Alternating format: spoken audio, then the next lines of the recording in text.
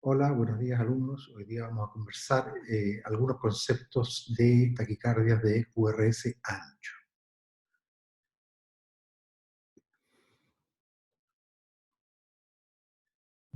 Vamos.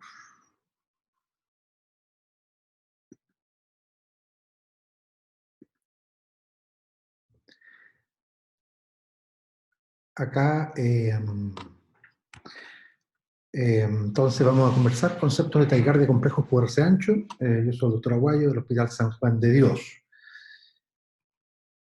Ante una taquicardia de complejos QRS ancho, uno tiene que tener en mente la posibilidad de dos situaciones. O es una taquicardia supraventricular con aberrancia de conducción, es decir, se origina, puede ser una reentrada nodal o una vía accesoria, pero al generarse la taquicardia típica, taquicardia ortodrómica que veíamos de QRS fino, en este caso al haber un bloqueo de rama, ya sea un bloqueo de rama derecha o rama izquierda, entonces el QRS va a ser ancho, o sea, siendo igual a una taquicardia ortodrómica que baja por el His-Purkinje, en este caso como se encuentra bloqueado la rama derecha o la rama izquierda, el QRS va a ser ancho.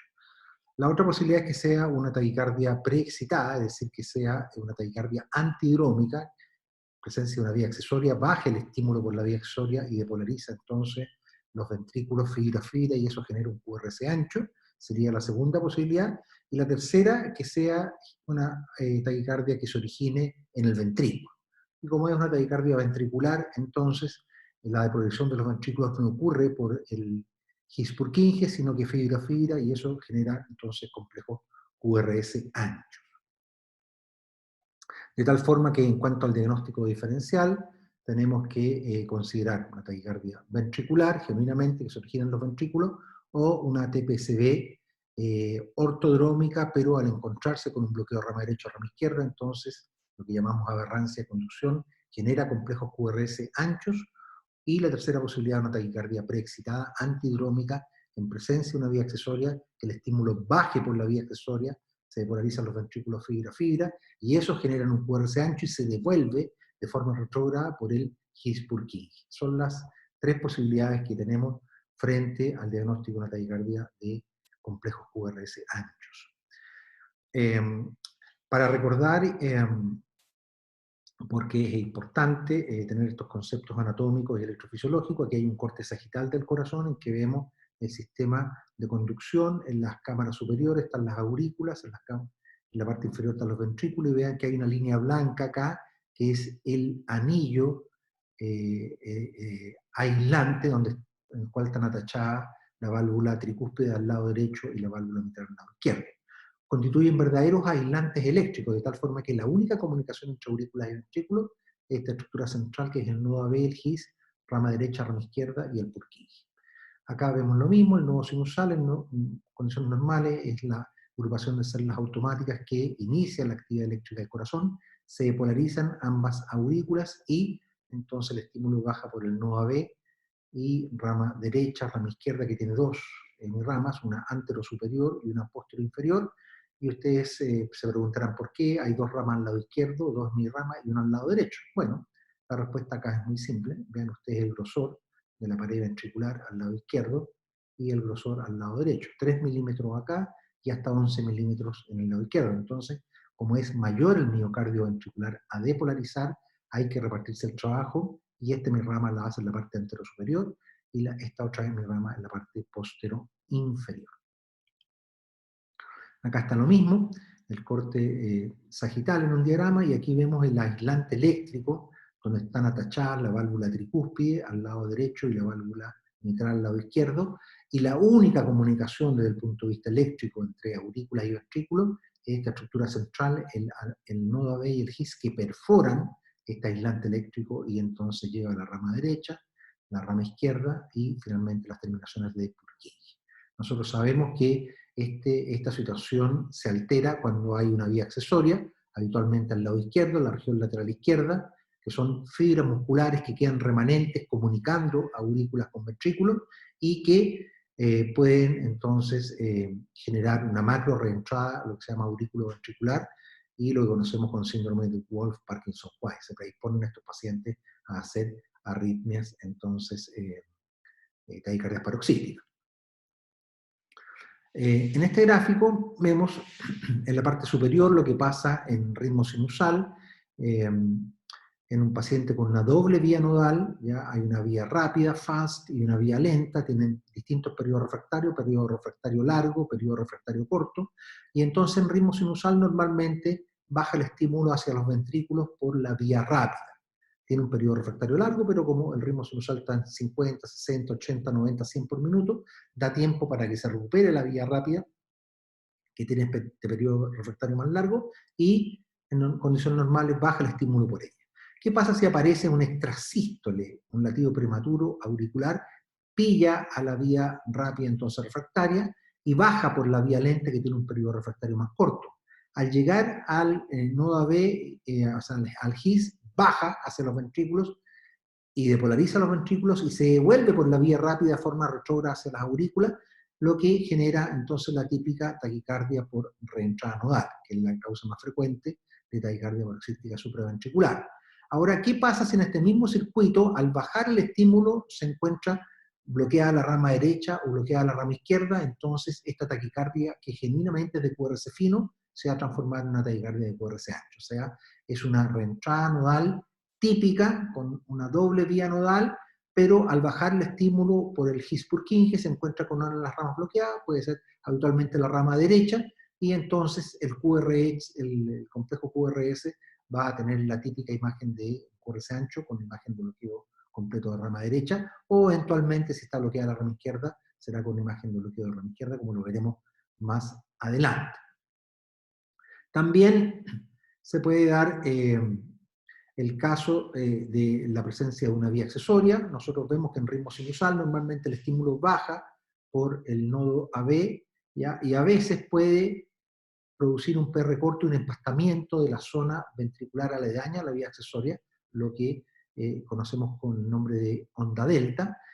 Habitualmente los pacientes con vía accesoria hacen más del 90% de taquicardias que llamamos ortodrómicas, es decir, bajan por el nodo AB, depolarizan los ventrículos por el GIS-Purkinje, por lo tanto generan un QRS fino, y se devuelven hacia la aurícula por la vía accesoria. Eso es lo que llamamos una taquicardia ortodrómica. Esta taquicardia ortodrómica también, al igual como lo veíamos con la reentrada nodal, si es que hay abajo un bloqueo de rama derecha, un bloqueo de rama izquierda, entonces, a pesar de ser ortodrómica, va a generar complejos QRS anchos. ¿Ya? Es lo que llamamos taquicardias en presencia de aberrancia de conducción. Hay otra situación más bien excepcional, que es la taquicardia antidrómica.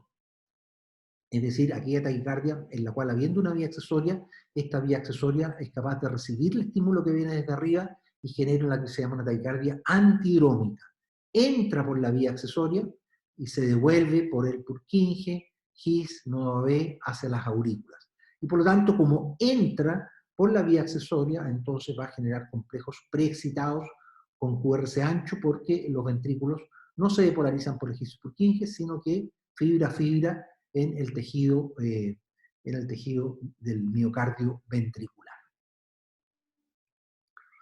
Acá tenemos entonces lo que ocurre habitualmente en el caso de una reentrada nodal. Ahí está el nodo AB, entonces en condiciones normales aquí está el ritmo sinusal, y si se bloquea la vía rápida en el extrasístole y se conduce por la vía lenta, baja por el GIS-Purkinje y genera una típica taquicardia con QRS fino. Eso es lo habitual, la taquicardia por reentrada nodal, y la típica taquicardia ortodrómica por una vía accesoria. Acá estamos viendo entonces lo que pasa en la taquicardia ortodrómica por vía accesoria, bajando por el nodo AB y se devuelve por la vía accesoria, ¿no es cierto? Es una típica, es lo más frecuente en presencia de vía accesoria, el 90% son taquicardias ortodrómicas. Pero lo comentábamos que excepcionalmente se pueden hacer, entonces, esta vía accesoria puede tener conducción anterior y el estímulo bajar por la vía accesoria y depolarizar el ventrículo fibra a fibra, QRS ancho, y devolverse la aurícula por el Purkinje, el GIS, y devolverse por el nodo B hacia la aurícula, y constituir entonces una macro reentrada antidrómica, en cuyo caso entonces la taquicardia va a ser con complejo QRS ancho. Acá tenemos la típica taquicardia paroxística supraventricular, que puede ser, el complejo pudiera ser una reentrada nodal, en este caso es una vía accesoria, una taquicardia ortodrómica con complejos QRS estrechos, ¿ya? Pero ¿qué pasa entonces en presencia de un bloqueo de rama? Aquí vean ustedes las derivaciones B1 y B6, que son las derivaciones en las cuales se definen los trastornos de conducción, los bloqueos de rama. Acá está la primera línea horizontal, normal, un QRS, ¿no es cierto?, con imagen R pequeña y S profunda, ¿ya? Y una Q pequeña y una R alta en B1 y B6. ¿Qué pasa cuando hay acá dice right bundle branch block, o sea, un bloqueo de rama derecha? Vamos a tener entonces que está bloqueado la rama derecha y entonces se depolariza primero el ventrículo izquierdo y después las fuerzas eléctricas desde el lado izquierdo vienen a depolarizar el septum y el ventrículo derecho. Y eso genera entonces un vector muy tardío importante que es este vector R'. Entonces en B1 vamos a ver este complejo RSR', a ese le llamamos las orejitas de conejo, y en B6 vamos a tener una Q pequeña, una R alta y un empastamiento final de la onda S. Esto lo vemos en todas las derivaciones de pared lateral, en D1, en ABL, en B5 y B6. Esta es la típica imagen entonces de bloqueo de rama derecha.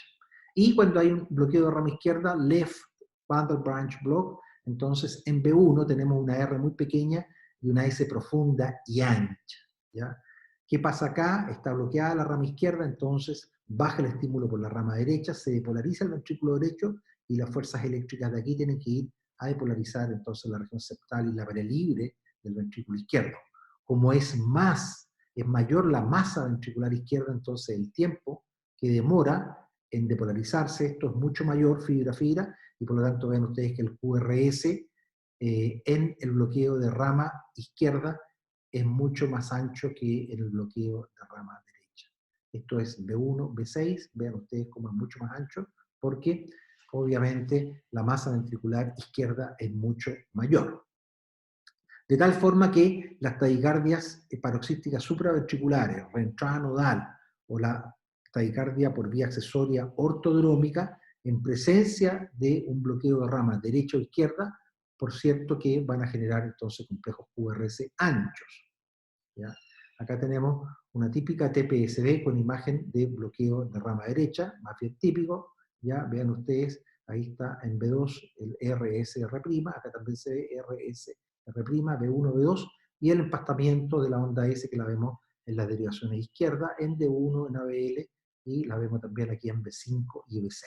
O sea, esta es una taquicardia paroxística supraventricular con aberrancia de conducción, entonces, con aberrancia de conducción derecha. En el caso de una aberrancia de conducción izquierda, esta es una típica TPSD con aberrancia de conducción izquierda, un bloqueo típico de rama izquierda, ahí hay una R muy pequeñita y fina y con una S profunda que cae de forma rápida, lo vemos en B1, B2 y B3, y vemos los complejos anchos en D1, ABL, B5 y B6. Esta R' o R mellada que vemos en las derivaciones laterales propias del bloqueo completo de rama izquierda. Ven ustedes que acá el complejo QRS también es bastante más ancho que el anterior, que era una TPCB con aberrancia de conducción derecha. Es una típica, entonces, TPCB con aberrancia de conducción izquierda. Bueno, ¿qué pasa cuando hay una taquicardia, entonces, con una vía accesoria ahora antidrómica? Veíamos que si es antidrómica es genuinamente ancha, porque el estímulo entra por la vía accesoria y depolariza entonces toda la masa ventricular fibra a fibra, y eso genera un QRS ancho y se devuelve hacia las aurículas por el Purkinje, el GIS, NOA B, y así se constituye esta macro reentrada antidrómica.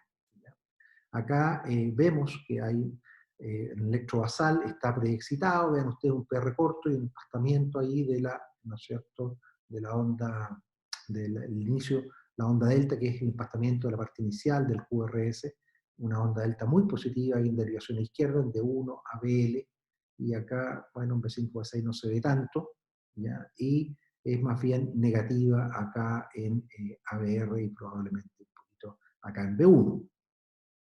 Una vía accesoria probablemente derecha, y vean ustedes entonces lo que pasa. Entonces acá aparece un extrasístole que se bloquea en el nodo AB y se conduce entonces por la vía accesoria, se preexcita el ventrículo y regresa por el Purkinje, His, nodo AB hacia la aurícula, ¿ya?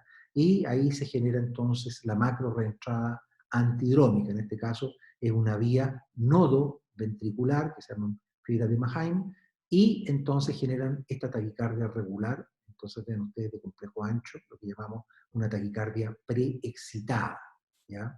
Una taquicardia preexcitada, vean ustedes cómo entra por el lado derecho, genera estos complejos bastante negativos, las precordiales derechas B1, B2, y muy positivas acá, entonces la derivación es izquierda, porque entra por el lado derecho esta vía accesoria, depolariza inicialmente el ventrículo derecho, y luego entonces el estímulo tiene que ir a depolarizar el ventrículo izquierdo, y eso genera entonces estos complejos que son bastante anchos, típicos de esta taquicardia, entonces antidrómicas.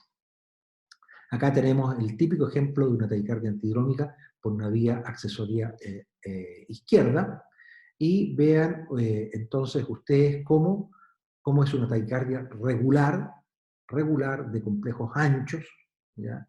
Una taquicardia regular de complejos anchos, y esta taquicardia preexcitada es rara. En presencia de vía accesoria, el 90% de las taquicardias son ortodrómicas con QRS fino. Algunas pueden tener QRS ancho por aberrancia de conducción, pero una genuina taquicardia antidrómica, es decir, que entra por la vía accesoria y se devuelve entonces por el His-Purkinje, por el Purkinje-His hacia arriba, de forma retrógrada a la aurícula, son más bien raras. Yo diría probablemente el 90% son genuinamente ortodrómicas con QRS fino, un 3 a un 5, un 6% podrán ser antidrómicas, genuinamente con QRS anchos. Típica taquicardia entonces antidrómica. Y por último, y vale la pena que lo conozcan, esta que es una taquicardia que probablemente es de las más temidas en presencia de una vía accesoria que se llama la fibrilación auricular preexcitada, en el cual acá ustedes ven que es una taquicardia irregular, ¿ya? Muy rápida. Hay RR, complejos RR, que están casi ahí en un cuadradito, podría ser eso 300 por minuto, lo vean ahí también, muy ancha, y los complejos son irregularmente anchos en la misma derivación. Vean ustedes, por ejemplo, aquí en B5 no son tan anchos y los últimos tres son bastante más anchos.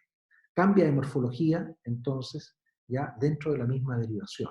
Esta es una fibrilación auricular preexcitada, es decir, este paciente teniendo una vía accesoria KNFA, hay un caos eléctrico en las aurículas, como lo veíamos en las clases anteriores, y gran cantidad de estos estímulos pueden pasar por la vía accesoria, que en el fondo no tienen las propiedades de conducción decremental que tiene el nodo AB, de tal forma que la vía accesoria, como es un remanente, una fibra muscular que queda ahí conectando aurículas y ventrículos, es todo o nada. Es capaz de recibir muchos estímulos, en este caso, imagínense ustedes, casi 300 por minuto, y eso entonces expone a estos pacientes a, tener una fibrilación ventricular. Es una arritmia grave, yo diría que de los pacientes con vía accesoria probablemente no más allá de un 2 o 3% pueden presentar esta arritmia, que es una FA preexcitada y que constituye una emergencia médica, porque muchas veces la mayor parte de las veces son pacientes jóvenes, menores de 30 años, y que inician entonces este episodio de palpitaciones rápidas. Como son tan rápidas, se sienten mal, con disnea, a veces pueden tener incluso presíncope o síncope, y si se mantiene, esto puede llegar entonces a una fibrilación ventricular. Así que siempre tenerla también en cuenta. Por último, veíamos que la tercera posibilidad era, en cuanto al diagnóstico diferencial de taquicardia de QRS ancho, la taquicardia ventricular. Acá vean, en el caso de la taquicardia ventricular, el foco nace genuinamente en los ventrículos, por lo tanto, es casi siempre una taquicardia de QRS ancho. Las excepciones son algunas taquicardias ventriculares que están aquí en la región septal o fascicular y que utilizan parte del sistema eléctrico de conducción y en general no son muy anchas, pero esa es una situación excepcional. Para usted, lo importante es saber que taquicardia ventricular habitualmente se puede originar entonces en el ventrículo izquierdo o en el ventrículo derecho, y generan entonces, son taquicardias con complejos QRS anchos. Acá está. Lo habitual de ver son las taquicardias monomorfas, que están en relación a miocardiopatía o a una cicatriz de infarto, lo que vemos con mayor frecuencia, pero también pueden ser las taquicardias ventriculares polimorfas, sobre todo en el contexto de la isquemia reperfusión, en el episodio agudo del infarto pueden haber taquicardias ventriculares polimorfa, o en situaciones de canalopatías, que son enfermedades en los canales iónicos, que son más bien, ¿no es cierto?, condiciones genéticas. Y por otro lado, pueden ser sostenidas cuando producen compromiso hemodinámico o duran más allá de 30 segundos, o, ¿no es cierto?, dar lo que se llaman salvas o burst. Ya aquí tenemos los dos primeros latidos son sinusales, después tenemos 5 latidos de taquicardia y después se interrumpe la taquicardia no sostenida. ¿Ya? Cuando hablamos de diagnóstico diferencial de taquicardias de complejo ancho, fundamentalmente nos estamos refiriendo a la taquicardia ventricular monomorfa sostenida. Esa es la. Y acá vemos en esta diapositiva, entonces, el 80% están en el contexto de la cardiopatía coronaria. Y acá están los factores de riesgo de aterosclerosis coronaria, los pacientes mayores, los hombres, ¿no es cierto?, hipertensos, diabéticos, fumadores, con hiperlipidemia. Bueno, todos esos pacientes pueden tener entonces aterosclerosis coronaria, y si hacen un infarto en el episodio agudo, en el accidente de placa, efectivamente podrían tener arritmias polimorfas. ¿Ya? Pero lo habitual es que este paciente llegue al servicio de urgencia y entonces hay un accidente de placa, hay un supradesnivel del ST, y entonces se hace una angioplastía o se hace una trombolisis, se abre el vaso, pero habitualmente queda siempre algo de lesión. Siempre queda un músculo, a pesar de que las cosas se hagan rápido, queda algún grado de necrosis miocárdica. Y obviamente si no se hace nada, o el paciente consulta de forma tardía, entonces la cicatriz de infarto va a ser mucho mayor, y esa cicatriz llegó para quedarse. Si bien es cierto, las arritmias polimorfas en el contexto de la isquemia aguda pasan, una vez que pasa la isquemia, cuando hay necrosis, esta cicatriz llega para quedarse, y en cualquier momento entonces esto puede despertar frente a un trigger, puede generar una taquicardia ventricular monomorfa. Un 10 a un 15% son miocardiopatía, en este caso un corazón dilatado, una miocardiopatía dilatada, o una miocardiopatía hipertrófica. También hay otra entidad que se llama la displasia ritmogénica del ventrículo derecho, en el cual se van reemplazando las fibras musculares por tejido adiposo y por fibrosis, que también entonces pueden desencadenar estas taquicardias ventriculares monomorfas.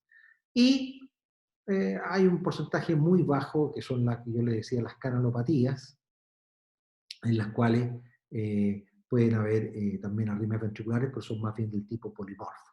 Fíjense ustedes que en cualquiera de estos contextos hay triggers, hay factores que desencadenan la arritmia, que puede ser una isquemia transitoria, alteraciones hemodinámicas o alteraciones del sistema nervioso autónomo, factores ambientales, alteración del medio interno, alteraciones hidroelectrolíticas, y entonces en todas estas condiciones, cuando tenemos esta predisposición, ya sea genética o fundamentalmente estructural adquirida, y aparece uno de estos triggers, entonces podemos perfectamente pasar de un ritmo sinusal, una taquicardia sinusal, a una taquicardia ventricular monomorfa. Acá tenemos que actuar rápidamente, porque si no actuamos, entonces estos pacientes con los minutos pueden degenerar en una fibrilación ventricular, y el paciente en fibrilación ventricular aquí está en paro cardiorrespiratorio. Todavía podemos actuar porque la fibrilación ventricular es el único mecanismo de paro que tiene un tratamiento específico, cuál es la desfibrilación, pero si pasan los minutos, entonces habitualmente estos son 5 a 10 minutos, si pasa, entonces el corazón finalmente ya cae en disociación electromecánica y finalmente la sistolía, y aquí ya prácticamente no hay nada que hacer y perdemos el paciente. Acá tenemos una paciente mujer de 45 años con una historia previa de un infarto y que hace esta taquicardia regular de complejo ancho, que le produce inestabilidad hemodinámica, y como vamos a ver más adelante, estas arritmias hay que interrumpirlas de forma rápida. Aquí hay una taquicardia regular de complejo ancho con imagen tipo bloqueo de rama derecha, pero fíjense ustedes que es una R monofásica, y acá en B6 tiene prácticamente un complejo, diría yo, en B4, B5, B6, prácticamente un complejo US. Eso le pone el sello de que es ventricular. Muchas veces, como lo vamos a ver, uno estudia algoritmos para aplicar bien si es que será ventricular o supera con aberrancia, pero acá muchas veces estos algoritmos, como lo vamos a ver, uno los estudia y se olvidan. Lo más importante es que esta paciente tiene antecedentes de cardiopatía, tiene un infarto previo, por lo tanto, esta taquicardia en el contexto de cardiopatía estructural es ventricular, hasta que no se demuestre lo contrario, y hay que manejarla como tal. Acá tenemos otra taquicardia con una morfología tipo, vean ustedes, tipo bloqueo de rama izquierda en B1, una R pequeña y una S profunda, pero prácticamente esta taquicardia, fíjense ustedes que tiene un QS, tiene lo que llamamos concordancia negativa. Todos los complejos negativos en las precordiales, en B1, en B2, en B3, en B4, en B5 y en B6. Concordancia negativa, esto es entonces una taquicardia ventricular. Hay bastantes algoritmos, probablemente el más usado y el más antiguo es el algoritmo de Brugada para el diagnóstico diferencial de taquicardias de QRS ancho. Y esta, en términos generales, tiene 4 pasos. El primero, ausencia de complejo RS en precordiales, o sea, de B1 a B6. ¿Qué significa que o el complejo es todo negativo, o sea, QS, o todo positivo?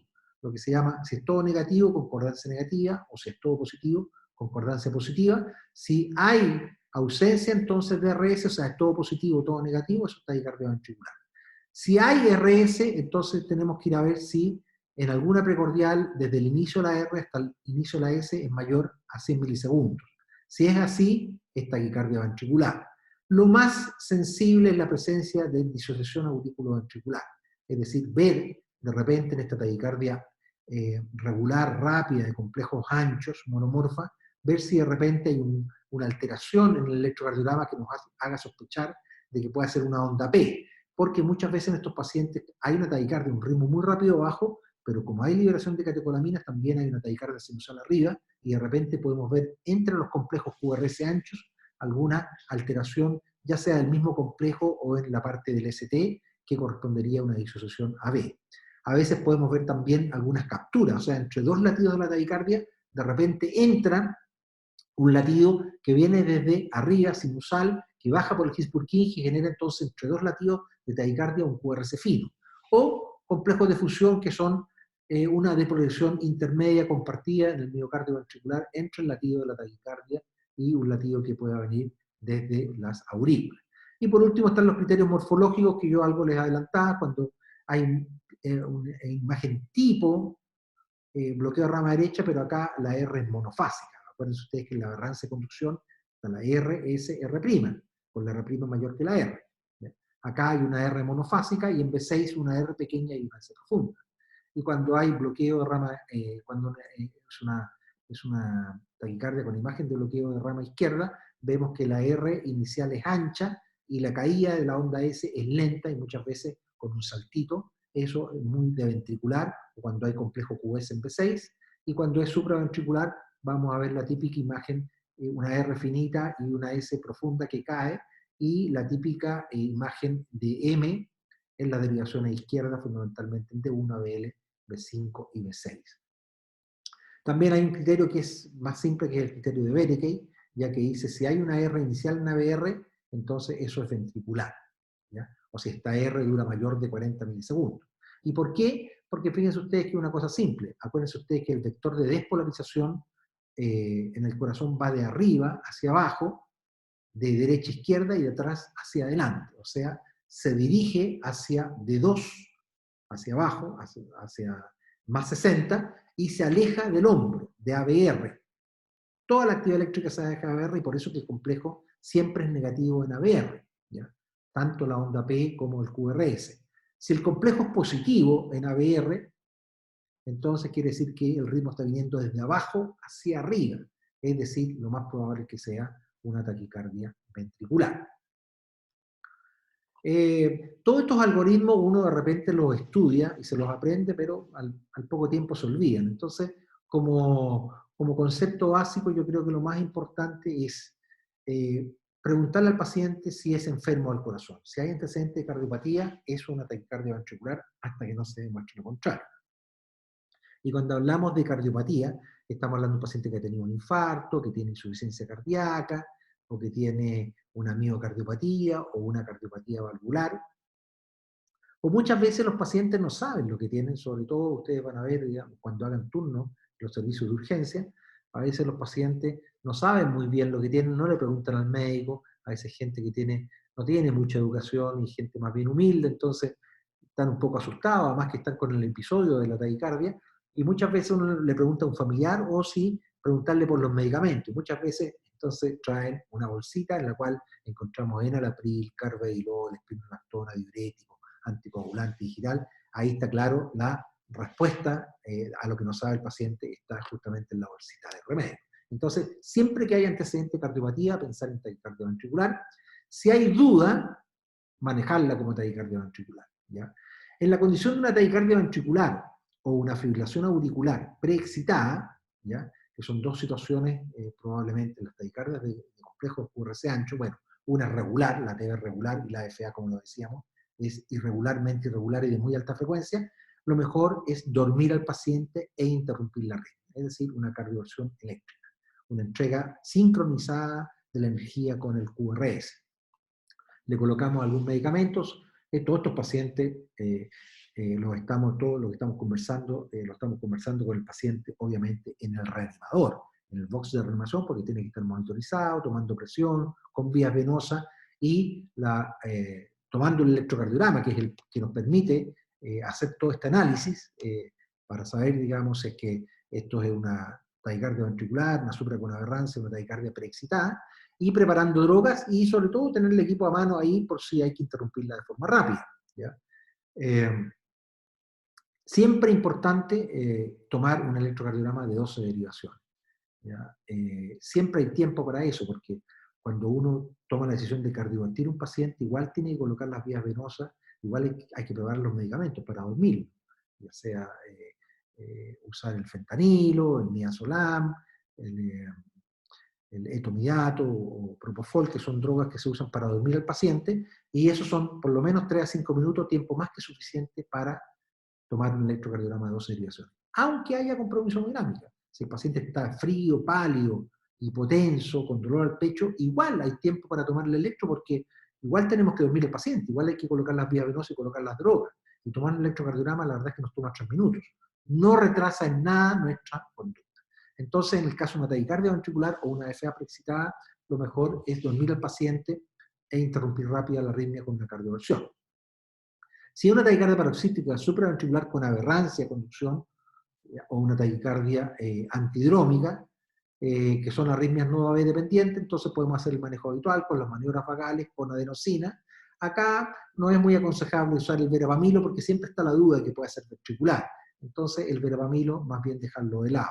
Se puede usar la amiodarona también. La amiodarona es un buen antiarrítmico que muchas veces convierte las arritmias, ¿no es cierto?, en el caso de una taquicardia regular de complejo ancho, que es con un trastorno de conducción asociado, o es una taquicardia antidrómica, e incluso también si es una taquicardia ventricular y está con estabilidad hemodinámica, muchas veces el colocar amiodarona 150 o 300 miligramos en una infusión a pasar en 15 a 30 minutos, muchas veces convierte la arritmia.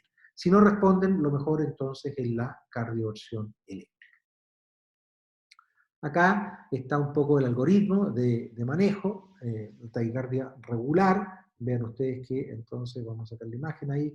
Cuando es hemodinámica, una arritmia que es inestable desde el punto de vista hemodinámico, o sea, un paciente frío, pálido, sudoroso, con dolor al pecho, con compromiso sensorial o congestión pulmonar, hay que terminar la arritmia de forma rápida, ¿ya? Siempre, obviamente, tomando un electrocardiograma de 12 derivaciones, porque el paciente, como les digo, hay que dormir, ¿ya?, para darle el golpe eléctrico.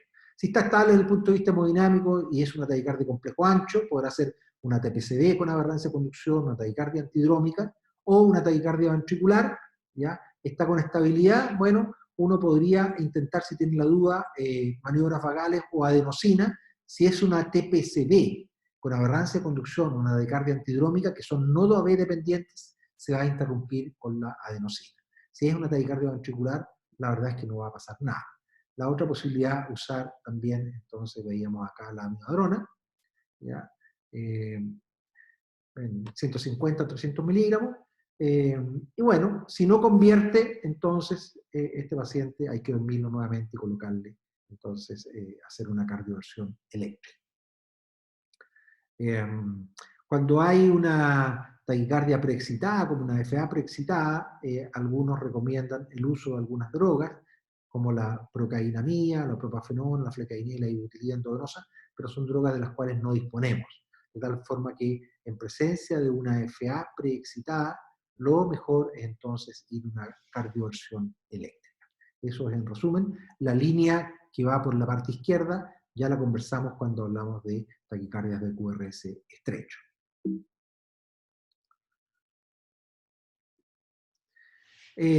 Condiciones necesarias para referir a electrofisiología una vez interrumpida la arritmia. Bueno, toda taquicardia de complejo QRS ancho, porque siempre está la duda si esto es preexcitado, si es ventricular o si es supraconaural. Sobre todo la duda la tiene el médico general o el internista que atiende al paciente en el servicio de urgencia. Así que todo paciente con una taquicardia con complejo QRS ancho, lo mejor es referirlo al especialista.